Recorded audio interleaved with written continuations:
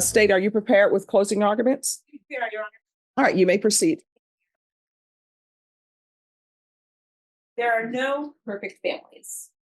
We all know this. Just like we know that there are no perfect defendants.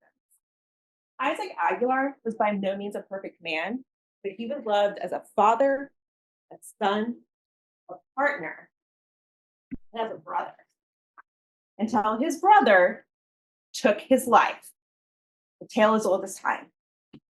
Now, before we go into what Anna and I had to prove and how we proved it, I'm going to briefly go over what evidence you guys get to consider. We talked about how testimony is evidence. So think about what the witnesses told you.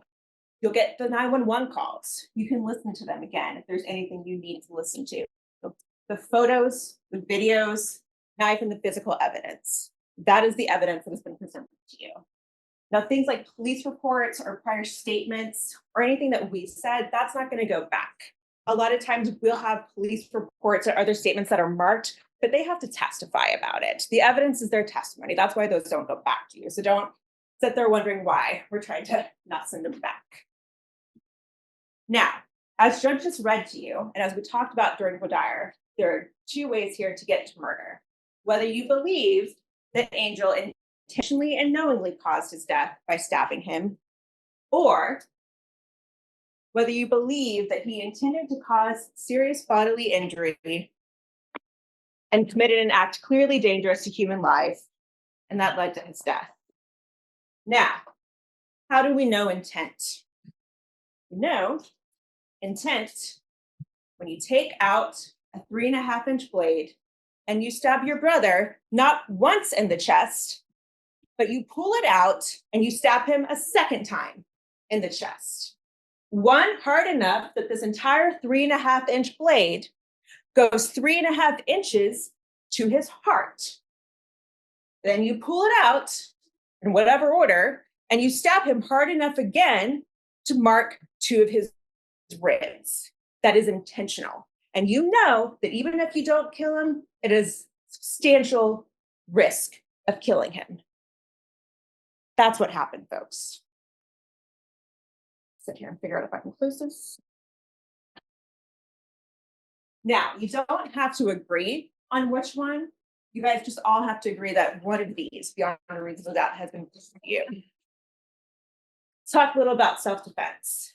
You cannot respond to non-deadly force with deadly force. Let's talk about the only 2 people who saw any sort of force from Isaac. The 2 friends of his that ran away.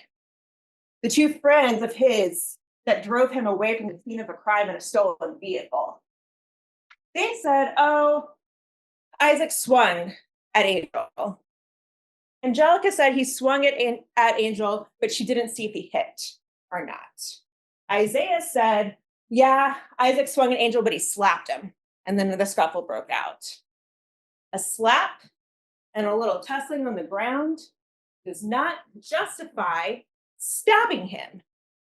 Yeah, he got busted up. Angel did too. You've been cracked in the nose. Sometimes it can split your nose. Or if you're struggling for your life after being stabbed in the chest, yeah, the knife could have come up and cut him in the nose. He wasn't justified. How dare he?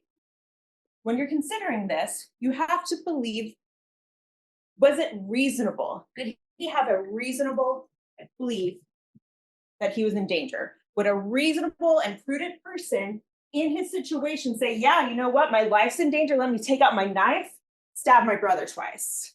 But for ordinary people in extraordinary circumstances, not a little slap fight between brothers. Other things you can consider, not to see whether or not, hey, did he act in self-defense? So look at what he did after.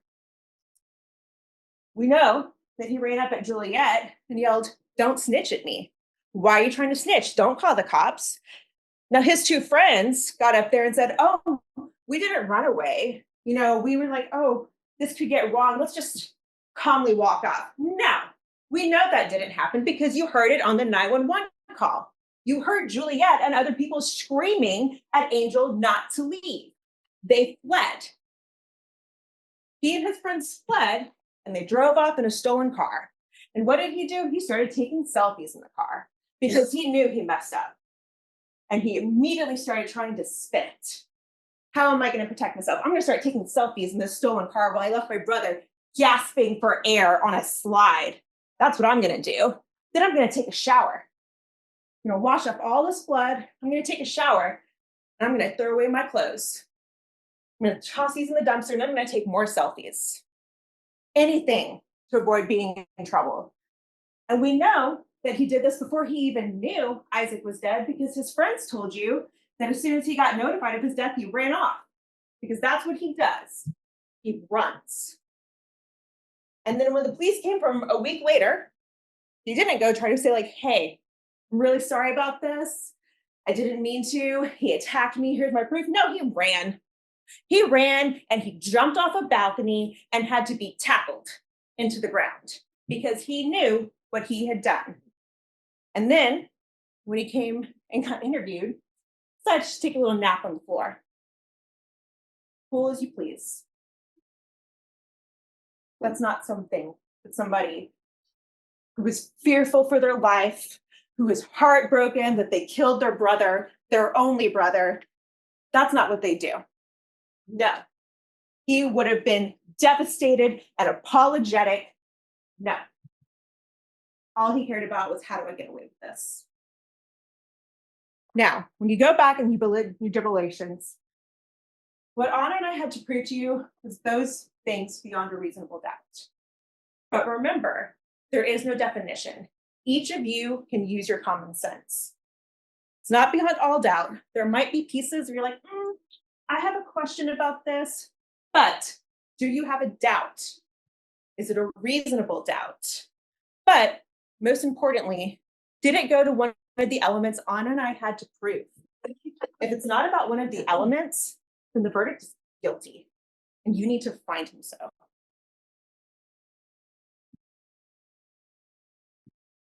right, defense?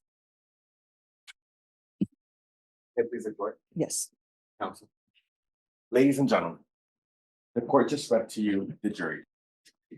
Before you go back there, I want to touch over some of the concepts that you're going to be alluding to whenever you're going.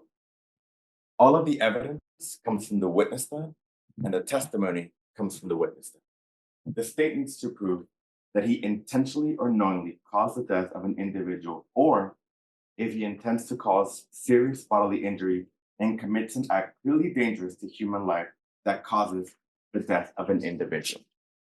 So what is the key word here? Intent. And the state needs to prove intent beyond a reasonable doubt. And let's briefly touch on the facts on this then. They brought you two witnesses that were there on that party that day. Who? Juliet and Christine. And when they were up here, what did they testify to? Think about it. Nothing. They did not testify to anything. They were both there. We had Juliet come down. No, we had Christine come down, stand right here. And Kathy asked her, how far away were you from this argument? Right there. I was right here. I was looking at it. And what does she remember about it? Nothing. They both said, I was on the right, one was on the left, but they don't remember anything that happened on that day. Not a single thing.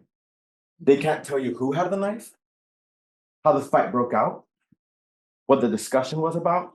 The state has failed to prove to you intent beyond a reasonable doubt. Let's move forward. Let's say that the murder was committed. We get to paragraph number 5, which would be the self-defense in this case.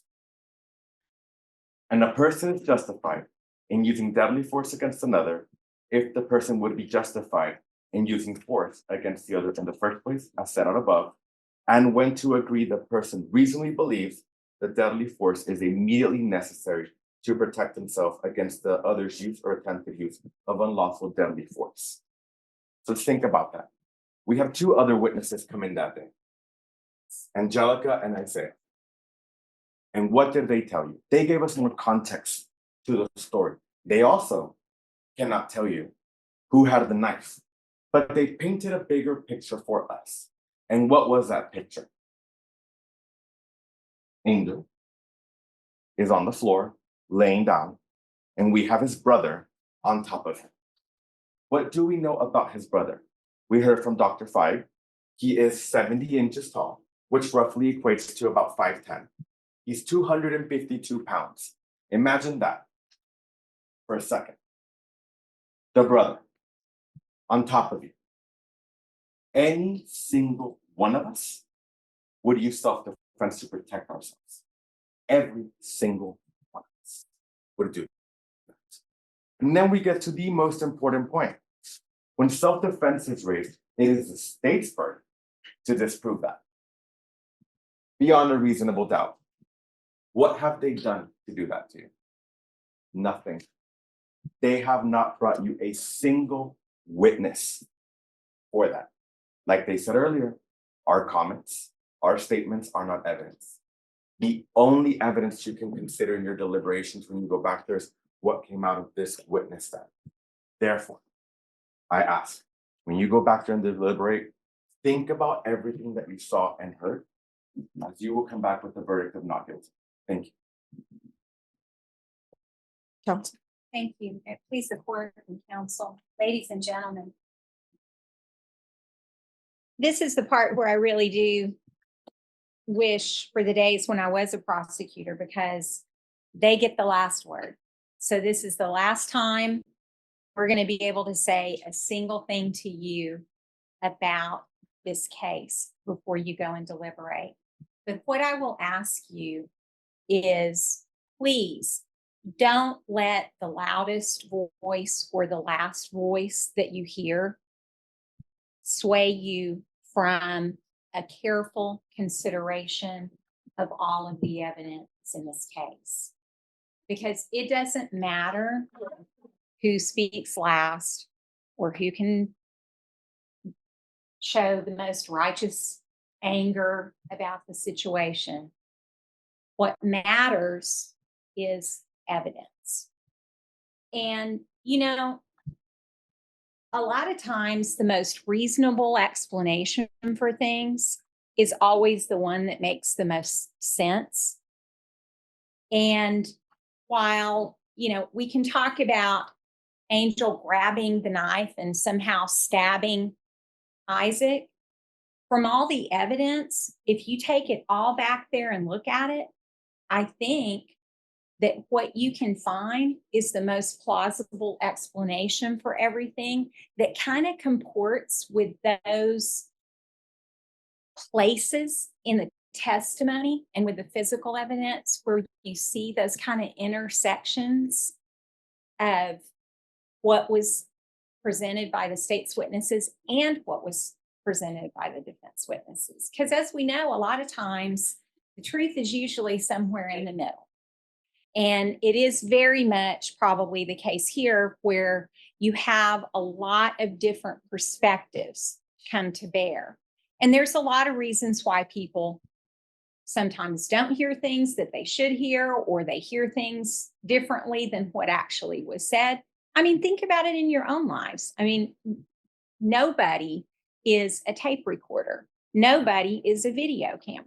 We all bring our own experiences and perspectives to that. But what I think is the most plausible explanation for how Isaac ended up dead is you have an altercation. And again, we don't know who had the knife. Let's say Angel had the knife and he started out with the knife. Well, there's an instruction in the court's charge that tells you that you can actually brandish a knife to keep yourself from being assaulted. Or let's say that Isaac had the knife and it got pulled out when the altercation became physical. But what we know is if Angel's on the ground and he has Isaac on top of him, and I kind of wish I had worn pants today to demonstrate, but I'm going to try to show you. Imagine that I'm Isaac, because I used to have a brother. I fight with him and we jump on top of each other. And sometimes I'd be the one on the ground. Sometimes he'd be the one on the ground.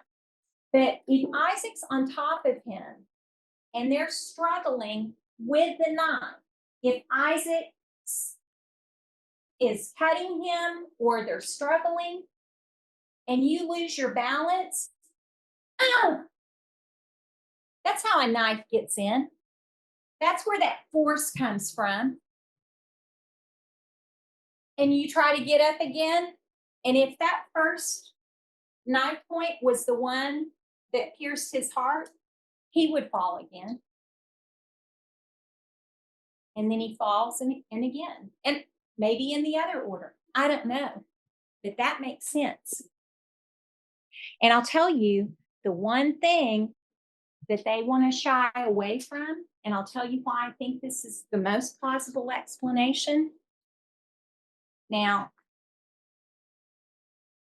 if you look at, some of these can go back with you, and these are defense exhibits. But if you look at the injuries, and I want to talk about, it's taking a selfie. If you think that you might be in trouble later and you might need a picture to show that you were injured because you don't trust the police and you don't trust you'll get a fair shake, I don't have any problem with Angel taking a picture of the way he was injured. I think it was actually a pretty smart thing to do. And I'm glad we have the pictures to show you now. Because otherwise, the argument would have been that he didn't have any injuries. So thank goodness that he did. But you can take back the chart that tells you, or the diagram, that tells you where things were, where the blood spatter was, where the knife was. The knife, he didn't run off with the knife. Where was the knife? It dropped from Isaac's hand over by the slide.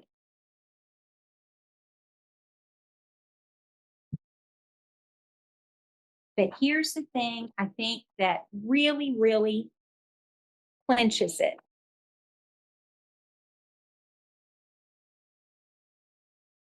If you're struggling with a knife, this would explain why Isaac was the major contributor to the handle of the knife. Angel was inconclusive. That means there wasn't even enough DNA to put him in or out. But there was certainly enough of him on that knife blade to put him on the knife blade. And the best evidence that you got was from that DNA guy. Because I'll tell you what, DNA is the closest thing to a video that you're going to get. And what that tells you is that more likely than not, the person who had the handle of the knife in their hand was Isaac.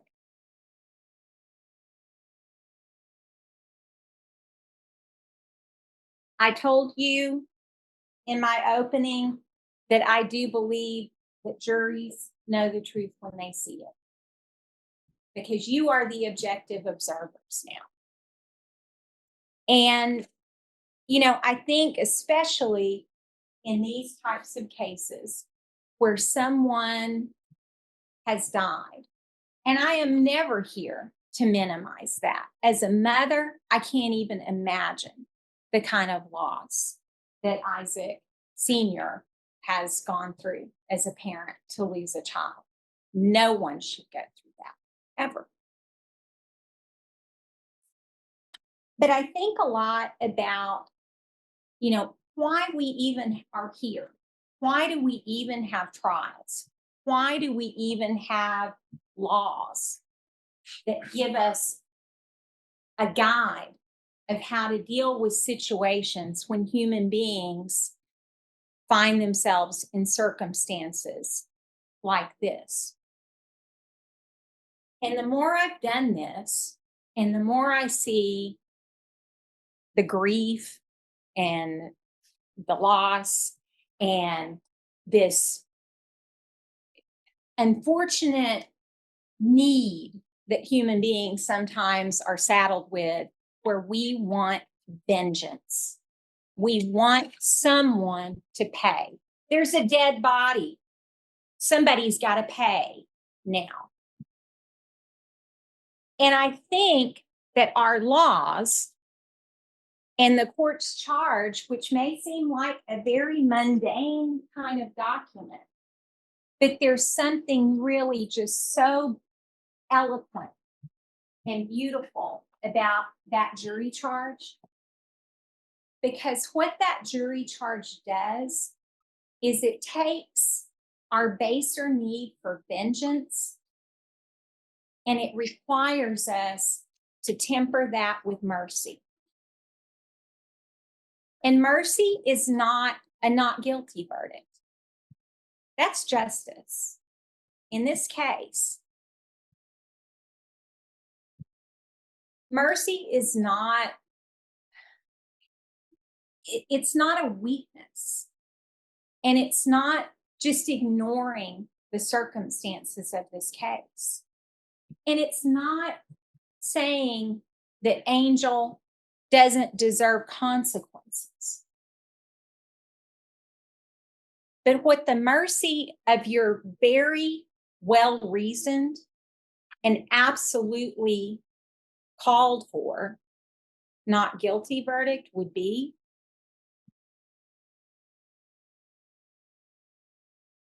it's not ignoring any consequences for Angel, but recognizing them. He will have consequences for this for the rest of his life.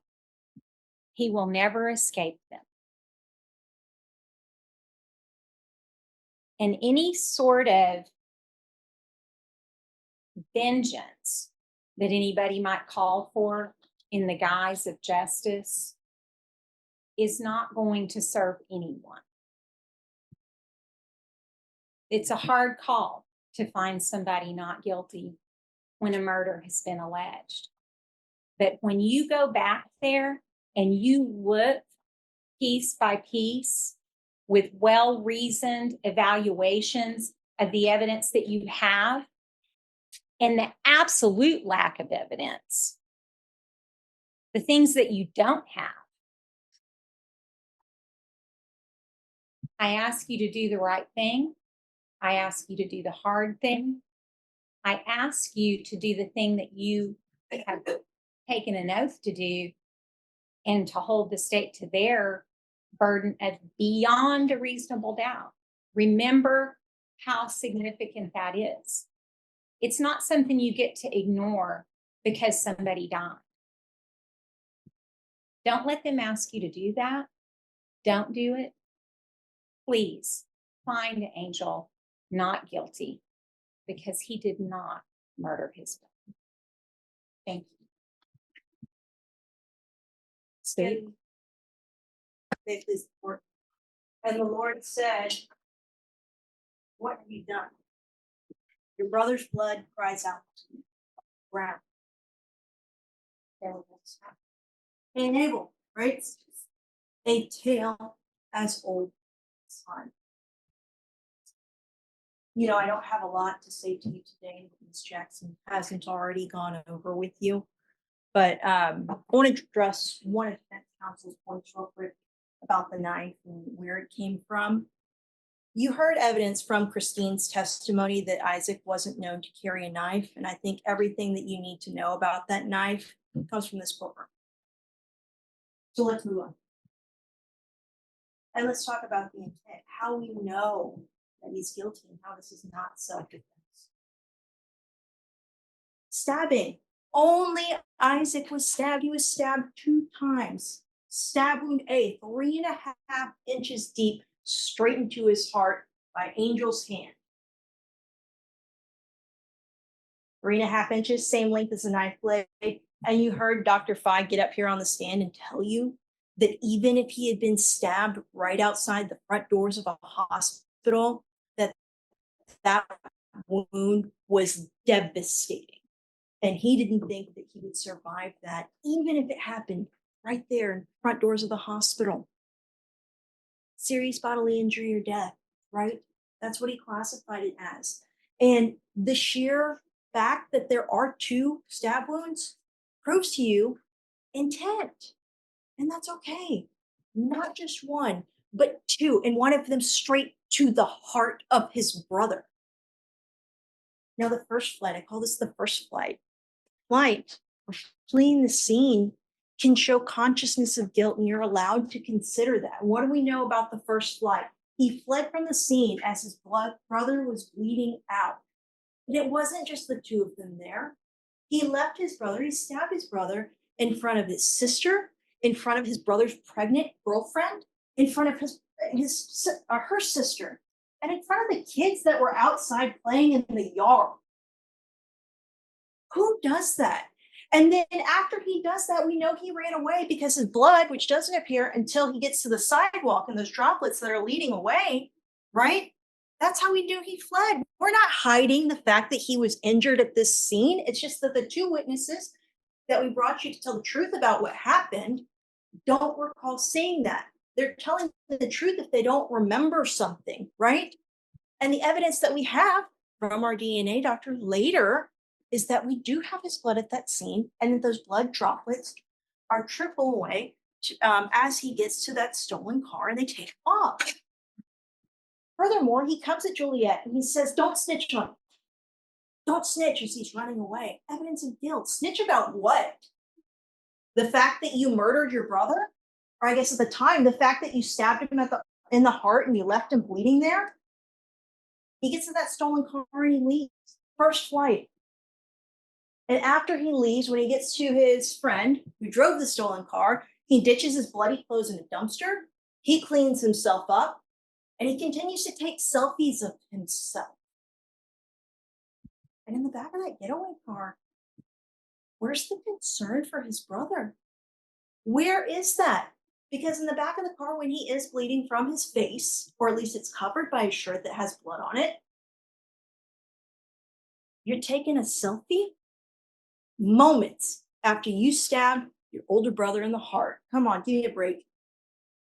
But we don't just have one flight, we have a second flight. Because when the police show up to execute that murder warrant 6 days after the murder happened, when the police see him, he runs again. They barely give him they barely are given a chance to announce. And he jumps off a second-story balcony and he's tackled by Officer Owen because he booked it. Again, he runs. He is running from the truth. He is running from his guilt because he knows he's guilty. And then, as he's in the SAPD interview room for murder, on a murder warrant, there he is.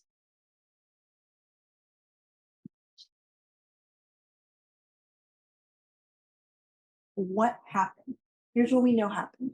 Siblings gathered for a barbecue for his birthday.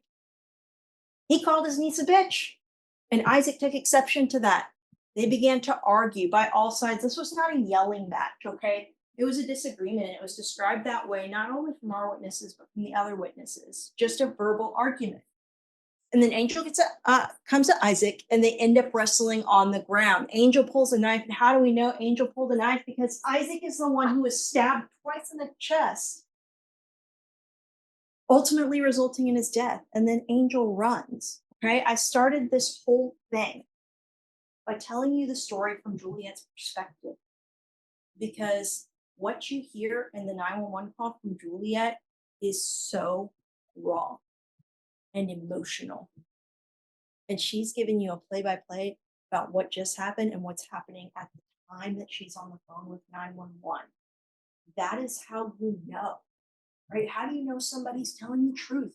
You can hear this in her voice, that raw emotion. And she goes back over to where Isaac is laying on the slide, bleeding, and she's panicking. She says, "No, Christine, don't come over here." She doesn't want her sister to see that. That is sibling love. Not stabbing your brother in the heart and leaving him for dead in your sister's backyard. He is guilty of murder. And don't let anybody convince you of anything else. Look at the evidence and listen and see what it shows you. You heard everything you need to hear, and you know everything you need to know from this courtroom. Because this man here never got the chance to see his daughter born after his death. That man there never got to hold her, wasn't there for Christine at her birth, isn't there for his other children. That is men. Grown-ass men who make grown-ass decisions should face grown-ass consequences. Hey! Somebody stabbed, one of my friends. What's the address? What's the address? Hey, I'm not leaving. What's the address? Hello, I need the address. I need the address. Shut the fuck up. I need it here. What's the address? I don't know where you're at. It's 1717 in the out. He's here with his friend. Okay, hold on. License plate is EKW 0938. Hold on, EKW 0938.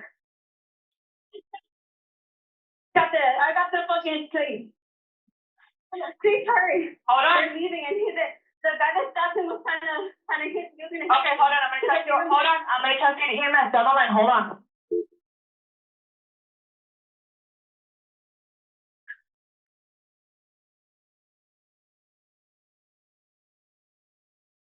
Yes, they guys cannot come. It's not my friend. Please. It's 17 now. Oh my God. What's going on there, man? They stabbed him. I have to know. He's fainting. Put pressure with something clean until we get there. Okay, the police need to show up first before we go in. Once they see you, tell us that it's safe. We're gonna go check them out. But in the meantime, put pressure with something clean. How old is he? He's 30, 30? Okay, is he awake? No, he's supposed to die. I didn't see my God. Okay, is he breathing? I don't know. I didn't see. Like I said, once the police get there and tell us it's safe to check him out, we're going to treat him and get him to the hospital. Y'all gonna be inside or outside? Y'all inside or outside? We're outside. Okay, what about the person who stabbed him? Is he still there? He left. I gave the driver's license. He took off. Okay, continue to hold pressure until we get there. Like I said, once the police get there and tell us it's safe, we're gonna go and treat him. Help's on the way. If he stops breathing, we're gonna have to start doing chest compression. Okay, is he breathing right now? The cop is here. Okay. He's his brother, the boyfriend. All right, I'll let you talk to the police officer. We're on the way. Bye.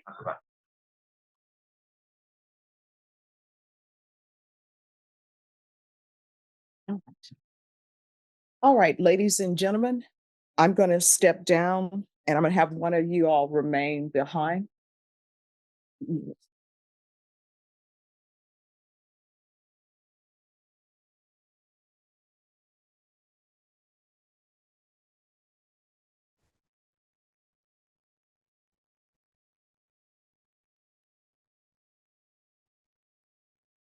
All right, if the defendant will rise. It states, we the jury find the defendant, Angel Gonzalez, not guilty of the offense of murder as charged in the indictment. You may be seated. Is there anyone who wishes to have the jury polled? All right, ladies and gentlemen, I'm going to ask you if this is your verdict. Once I point to you, let me know by answering yes if this is your verdict. Does everyone understand? All right, we'll start on the back row. Is this your verdict? Is this your verdict? Is this your verdict?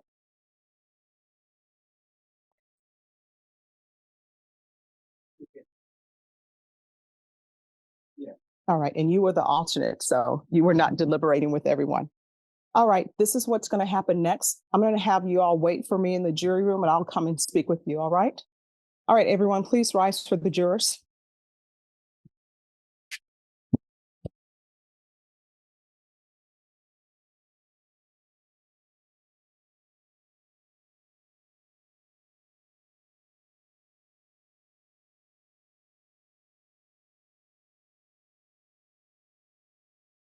All right, everyone, please be seated.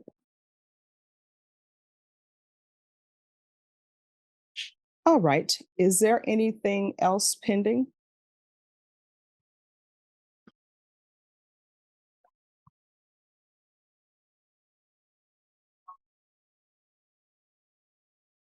All right.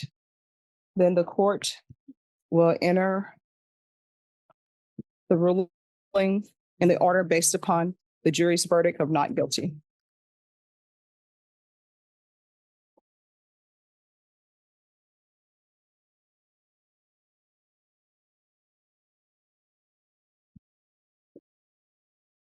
All right, we can go off the record. Mr. Gonzalez. Here's the thing. 12 people decided to enter a verdict. Their verdict is their verdict. And I think both parties accept their verdict. Sometimes people don't agree with what a verdict is, but you know what brought you to this court. And you know that there are probably some things in your life that you need to change. Otherwise, you know what's going to end up happening? You're going to end up in and out of somebody's prison, in and up out of somebody's jail, or something else may end up happening. Do you understand? All right, good luck to you.